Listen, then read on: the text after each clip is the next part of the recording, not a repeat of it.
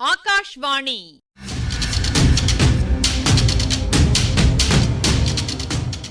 பொன்னியின் செல்வங்கள் வாசிப்பும் ஆய்வும். வாசிப்பவர் ராமசுவாமி சுதர்சன் அவர்கள். மகாராஜாதிராஜ ராஜகம்பீர ராஜமார்த்தாண்ட ராஜகுலோத்துங்க ராஜகுலதிலக ஈரேழு 14 லோகத்தின் அதிபதி பாரா.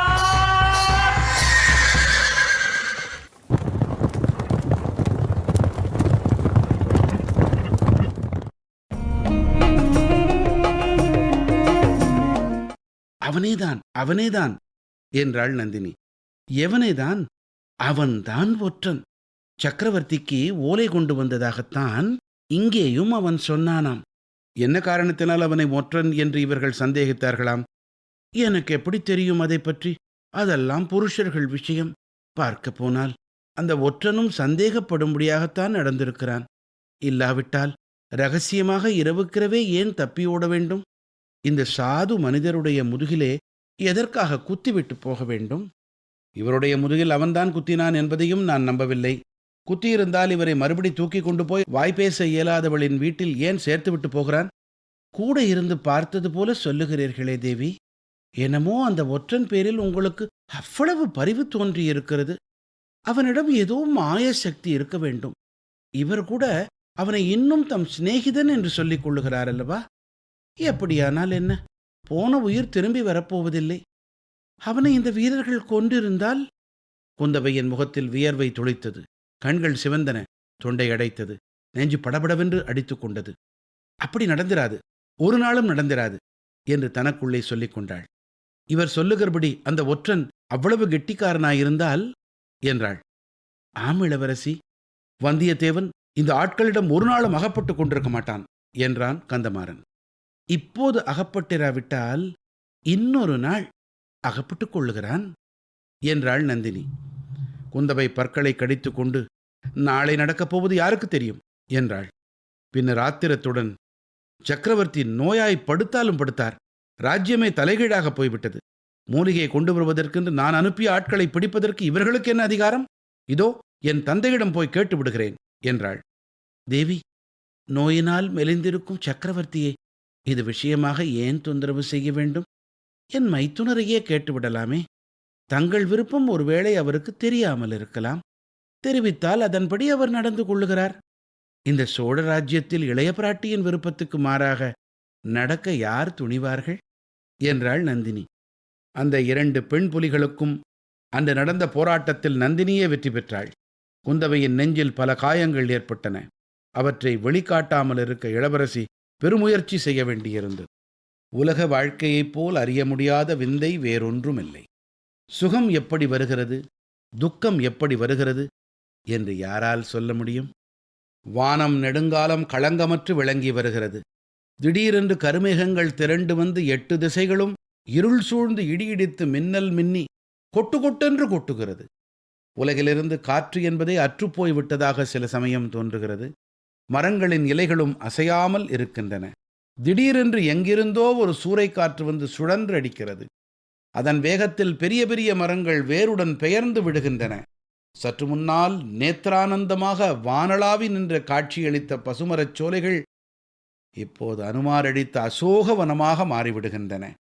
குந்தவையின் வாழ்க்கையில் அத்தகைய சூறைக்காற்று இப்போது சுழன்று அடித்துக் கொண்டிருந்தது. சில காலத்துக்கு முன்பு வரையில் அவள் கவலை என்பதே அறியாதவளாயிருந்தாள். வாழ்க்கை என்பது இடைவிடாத ஓர் ஆனந்த உற்சவமாக இருந்தது. அன்பும் மாதரவும், ஆடலும் பாடலும், காவியமும் ஓவியமும், அணிமணியும் அலங்காரமும், உத்தியானவனமும் ஒய்யார ஓடமுமே வாழ்க்கை என்று எண்ணும்படியாக நாட்கள் சென்று கொண்டிருந்தன. தந்தையும் தாய்மார்களும், அண்ணனும் தம்பியும், அமைச்சர்களும், ஆசிரியர்களும், தாதிமார்களும், தோழிமார்களும் இளைய பிராட்டியை தங்கள் கண்ணின் கருமணியாக பாவித்து நடத்தி வந்தார்கள். துயரம் இன்னது என்பது காவியத்திலும் நாடகத்திலும் உள்ள கற்பனை மூலமாகவே அவளுக்கு தெரிந்திருந்தது. அத்தகைய பாக்கியசாலிக்கு துன்பம் வரத் தொடங்கிய போது ஒன்றன் மேல் ஒன்றாக தொடர்ந்து வந்து மோதியது. தந்தையின் நிலை கவலைக்கிடமாயிருந்தது. ராஜ்யத்துக்கு பெரிய சோதனை ஏற்பட்டிருந்தது. தமையனும் தம்பியும் தூரதேசங்களில் இருந்தார்கள். இன்னது என்று சொல்ல முடியாத ஒரு பெரும் விபத்து சோழர் குலத்துக்கு ஏற்படப் போவதாக சோதிடர்களும் நிமித்தக்காரர்களும் மர்மமாகச் சொல்லி வந்தார்கள். நாட்டில் இரகசிய சதிக்கூட்டங்கள் நடந்து வந்தன. நாட்டின் மக்கள் இனந்தெரியாத பீதியில் ஆழ்ந்திருந்தார்கள். வைர நெஞ்சு படைத்த வீரர்கள் வழி வழியாக வந்த குலத்தில் பிறந்த குந்தவை எவ்வளவையும் வீரத்துடன் சமாளிக்கக்கூடிய மனோதைரியம் பெற்றிருந்தாள். குலத்துக்கும் ராஜ்யத்துக்கும் ஏற்பட்டிருந்த எல்லா அபாயங்களையும் தன் கூறிய மதியின் துணையினால் போக்கிவிடலாம் என்ற திடமான நம்பிக்கை அவளுக்கு இருந்தது. ஆனால் அவளுடைய வாழ்க்கையில் ஒரு சிறிய சம்பவம், எதிர்பாராத ஒரு சந்திப்பு, அவளுடைய வைர இதயம் இளகவும் மனோதைரியம் குலையவும் காரணமாகிவிட்டது. வந்தியத்தேவனை குந்தவை சந்தித்தபோது அதுவரையில் மொட்டாக இருந்த அவளுடைய இருதயத் தாமரை மடலவிழ்ந்து மலர்ந்தது. ஆனால் என்ன துரதிர்ஷ்டம்! அதே சமயத்தில் ஒரு கருவண்டு அந்த மலருக்குள் குடிபுகுந்து தன் விஷக் குடுக்கினால் அதன் மெல்லிய இதழ்களை கொட்டத் தொடங்கியது. அம்மம்மா, என்ன வேதனை! அந்த வாணர்குல வீரன் ஒருவேளை சிறைப்பட்டிருக்கலாம் என்ற எண்ணம் எவ்வளவு வேதனையை அளித்தது! அவன் கொல்லப்பட்டிருக்கலாம் என்ற கொடிய வார்த்தை எப்படி அவள் நெஞ்சை பிளந்தது! அதை வெளிக்காட்டிக் கொள்ளாமல் இருக்க அவள் எவ்வளவு கஷ்டப்பட வேண்டியிருந்தது! பெற்றவர்கள், உற்றார்கள், உடன் பிறந்தவர்கள், உயிருக்குயிரான தோழிகள் எவ்வளவோ பேர் இருக்க, எவனோ வழியோடு போகிறவனைப் பற்றி, அகஸ்மாத்தாக 2-3 தடவை சந்தித்தவனைப் பற்றி ஏன் இந்த இருதயம் இப்படி துடிதுடிக்க வேண்டும்? இதை எல்லாவற்றையும் யோசிப்பதற்கும் காரண காரியங்களை ஆராய்ந்து முடிவு கட்டுவதற்கும் இப்போது நேரமில்லை. மீனமேஷம் பாராமல், சகுனமும் சகுனத்தடையும் பாராமல் விசாரிக்க வேண்டியதை உடனே விசாரித்து, செய்ய வேண்டியதை உடனே செய்ய வேண்டும். ஆகவே அன்று பிற்பகலிலேயே இளைய பிராட்டி சின்ன பழுவேட்டரையரின் மாளிகைக்கு வருவதாகச் சொல்லி அனுப்பிவிட்டுச் சென்றாள்.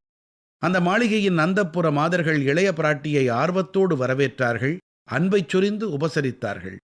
இளவரசி அவர்களுடன் அளவளாவி சிறிது நேரம் பேசிக் கொண்டிருந்த பிறகு சித்திர மண்டபத்துக்குச் சென்றாள். அங்கே சின்ன பழுவேட்டரையர் காத்திருந்து இளைய பிராட்டியை வரவேற்று மண்டபத்தில் தீட்டியிருந்த சித்திரங்களை விளக்கக் கூற முற்பட்டார். குந்தவையும் பார்த்து கொண்டும் கேட்டுக்கொண்டும் வந்தாள். கடைசி சித்திரத்தண்டை வந்து நின்றதும் குந்தவை காலாந்தக கண்டரை ஏறிட்டு பார்த்து, ஐயா, பழுவேட்டரையர்கள் பரம்பரையாக சோழகுலத்துக்கு ஒப்பற்ற சேவை புரிந்து வந்திருக்கிறார்கள் என்றாள். அம்மையே, அது எங்கள் பாக்கியம் என்றார் காலாந்தக கண்டர். அந்த சேவைக்கெல்லாம் ஈடாகக்கூடியது இந்த சோழ சாம்ராஜ்யம்தான் என்பதில் சந்தேகமில்லை. தாயே, இது என்ன வார்த்தை? ஆனாலும் சக்கரவர்த்தியின் ஆயுட்காலம் முடிந்து கைலாச பதவியை அடையும் வரையில் தாங்கள் காத்திருக்கலாம் அல்லவா? சாம்ராஜ்ய அதிகாரங்களை கைப்பற்றுவதற்கு இவ்வளவு அவசரப்பட வேண்டுமா? இந்த வார்த்தைகள் காலாந்தக கண்டரின் இதயத்தில் கூறிய அம்புகளைப் போல பாய்ந்தன என்பதை அவருடைய முகம் காட்டியது. அவரது நெற்றியில் வியர்வை துளிகள் துளித்து நின்றன. மீசை துடிதுடித்தது. கைகால்கள் வெடவெடத்து ஆடின. காலாந்தக கண்டர் நெற்றி வியர்வையை துடைத்து கொண்டு குந்தவையை பார்த்து, அம்மையே, இது என்ன இவ்வளவு உக்ரம்? சொல்லம்பினாலேயே என்னை யமலோகத்துக்கு அனுப்பிவிடுவதென்று உத்தேசமா என்றார். ஐயா, அத்தகைய சக்தி என்னிடம் இல்லை என்பது தங்களுக்கே தெரியும். காலாந்தகரிடம் அணுக யமனே பயப்படுவானே, என் போன்ற பேதை பெண்ணால் அது முடியுமா? அம்மணி, இத்தகைய கொடிய வார்த்தைகளைச் சொல்வதைக் காட்டிலும் பழுக்க காய்ச்சிய ஈயத்தை என் காதில் தாங்கள் ஊற்றியிருக்கலாம். தேவி, இவ்வளவு மரக்கருணை காட்டும்படி அடியேன் என்ன தவறு செய்தேன்? தங்கள் தவறு பற்றி சொல்ல நான் யார்? என்னுடைய தவறு என்னது என்பதைத்தான் தாங்கள் சொல்ல வேண்டும். என் தந்தையின் நோயை தீர்ப்பதற்கு மூலிகை கொண்டு வருவதற்காக ஆள் அனுப்பியது என் பேரில் தவறா? இல்லை அம்மணி, அது ஒரு நாளும் தவறாகாது. பழையாறை வைத்தியர் மகனை கோடிக்கரைக்கு மூலிகை கொண்டு வருவதற்காக நான் அனுப்பினேன் என்பது தங்களுக்கு தெரியுமா? தெரியும் அம்மணி. இன்றைய தினம் அந்த வைத்தியர் மகனை கயிற்றினால் கட்டி வீதியில் குதிரை வீரர்கள் இழுத்து கொண்டு வந்ததை பார்த்தேன். கட்டளையிட்டது தாங்கள்தானே? அவனை அனுப்பிவேள் நான் என்று தெரிந்துதானே இந்த ஏற்பாடு செய்தீர்? ஆம் பிராட்டி, ஆனால் அவன் ஒற்றன் என்பது தெரியாமல் தாங்கள் அனுப்பியிருக்கலாம் அல்லவா? பழையாறை வைத்தியர் மகனாவது ஒற்றனாவது அந்த கதையை என்ன நம்பச் சொல்லுகிறீர்களா? தாயே, அவனே ஒப்புக்கொண்டிருந்தால் நம்ப வேண்டியதுதானே. இளவரசி சிறிது திடுக்கிட்டு, அவனே ஒப்புக்கொண்டானா? அது எப்படி? என்னத்தை ஒப்புக்கொண்டான் என்று கேட்டாள். தன்னோடு வந்த இன்னொருவன் ஒற்றன் என்று இவன் ஒப்புக்கொண்டான். அந்த இன்னொருவன் மூலிகைக்காக உண்மையில் பிரயாணம் புறப்படவில்லை என்றும் இலங்கையில் யாருக்கோ கடிதம் கொண்டு சென்றதாகவும் இவன் ஒப்புக்கொண்டான். இவன் பெரிய மூடன், ஏதாவது உளறியிருப்பான். இவனுடன் சென்ற இன்னொரு ஆளையும் அனுப்பியவள் நான் தான். அது தங்களுக்கு தெரியும் அல்லவா? தெரியும் தாயே. ஆனால் தங்களை அந்த மனிதன் ஏமாற்றிவிட்டான் என்பதும் தெரியும். வந்தியத்தேவன் என்னும் பெயருடைய அந்த வாலிபன் உண்மையில் ஓர் ஒற்றன்தான். இப்பகுதியின் ஆய்வினை வழங்குகிறார் ஐங்கரன் அவர்கள். பழையாறையில வந்தியத்தேவன் தன் அனுபவங்களை சொல்ல ஆரம்பிச்சதிலிருந்து குந்தவையின் பரபரப்பு கூடிக்கிட்டு போனதை பார்த்தோம். இந்த நிலையில தான் தஞ்சாவூர்ல இருக்க வேண்டியதன் அவசியத்தை உணர்ந்து நவராத்திரியை முன்னிட்டு வந்துடுறா. பழுவேட்டரையர் ஆட்களிடம் வந்தியத்தேவன் அகப்பட்டுக்கிட்டா விசாரணைக்கு தஞ்சாவூருக்குத்தான் கொண்டு வருவாங்க. ஆதித்த கரிகாலனின் தூதனை அத்துணை எளிதா எதுவும் செஞ்சிட முடியாது. கத்திக்குத்து விஷயத்த கந்தமாறனோட பேசி அவன் வாய் பொறுப்பு அறிஞ்சிக்கிறது ரொம்ப முக்கியம். அது தொடர்பா நந்தினியின் முன்னிலையில குந்தவைக்கு அவன் தந்த விரிவுரை அப்பட்டமான பொய்ன்னு கதை கேட்டுக்கிட்டு வந்த நமக்கு நல்லாவே தெரியும். சுரங்கப்பாதையில ஒரு பக்கம் கந்தமாறன் காவலன், இன்னொரு பக்கம் பழுவேட்டரையர் நந்தினி. 2 கோஷ்டியாரும் சந்திச்சது நினைவிருக்கும். கந்தமாறனை தொடர்ந்து போக இருந்த காவலனை பார்த்து தனாதிகாரி ஏதோ சமிக்கை செய்தார் இல்லையா? இதை நந்தினி நிச்சயம் கவனிச்சிருப்பா. கந்தமாறனின் விரிவுரையை கேட்டுட்டு உள்ளூர சிரிச்சபடியே குந்தவையின் முகபாவங்களையும் ஆராய்ச்சிக்கிட்டு இருந்திருக்கா. வந்தியத்தேவன் அத்துணை எளிதாகப்படுவானா? என் நண்பன் பெரிய இந்திரஜித்தனாச்சேங்கிறான் கந்தமாறன். இந்த பாராட்டை கேட்டு குந்தவை பூரிச்சு போயிடுவாளே. உடனே கேட்கிறா நந்தினி, என்னமோ அவனை சிநேகிதன்னு சொல்லிக்கிறீங்களே, துரோகிதான். ஆனால என் மனசுல அவன் பேர்ல உள்ள பிரியம் மாறல. இந்த அசடனை அடக்கணும், அந்த கர்வக்காரிய துடிதுடிக்க பண்ணணும். ஒருவேளை உம்முடைய அழகான சிநேகிதனை இவங்க கொண்டு போட்டிருப்பாங்க. குந்தவையே கொஞ்சம் நிதானத்தை இழந்து சக்கரவர்த்தி நோய்வாய்ப்பட்டதிலிருந்து ராஜ்யமே தலகிழா போயிட்டுதுன்னு ஆத்திரத்தோட சொல்றா. தந்தையும் மகளும் பேசினா ரகசியமா தான் நடத்திக்கிட்டு வர சயன அறை நாடகம் உட்பட பல விஷயங்கள் வெளியே வந்துடுமே. அதனால நந்தினி சொல்றா, என் மைத்துனரையே கேட்டு விவரங்களை தெரிஞ்சுக்கலாமே. குந்தவைய திசை திருப்பி விடுறது, முத்திர மோதிர விஷயமா தன்னை பத்தின சந்தேகத்தை கிளப்பி விட்ட அந்த மைத்துனரை இவகிட்ட மாட்டி விட்டுட்டு பழி வாங்கிறது. நந்தினி மனத்தளவில் ஏற்படுத்தின தாக்கத்தால சின்ன பழுவேட்டரையரை நாக்கு வச பாடுறா குந்தவை. தம் மருமகன் மதுராந்தகன் விஷயத்துல கொஞ்சம் நப்பாசை இருந்தாலும் பொதுவா தன் கடமையில அவர் கருத்தா இருப்பதாகத்தான் படுது. முத்திர மோதிர விஷயத்துல தம் கருத்தை தமையனார்கிட்ட தயங்காம சொன்னது நினைவிருக்கும். பொன்னியின் செல்வங்கள் வாசிப்பும் ஆய்வும் கேட்டீர்கள். வாசித்தவர் ராமசுவாமி சுதர்சன் அவர்கள். ஆய்வினை வழங்கியவர் ஐங்கரன் அவர்கள். படைப்பு சென்னை வானொலி நிலையம்.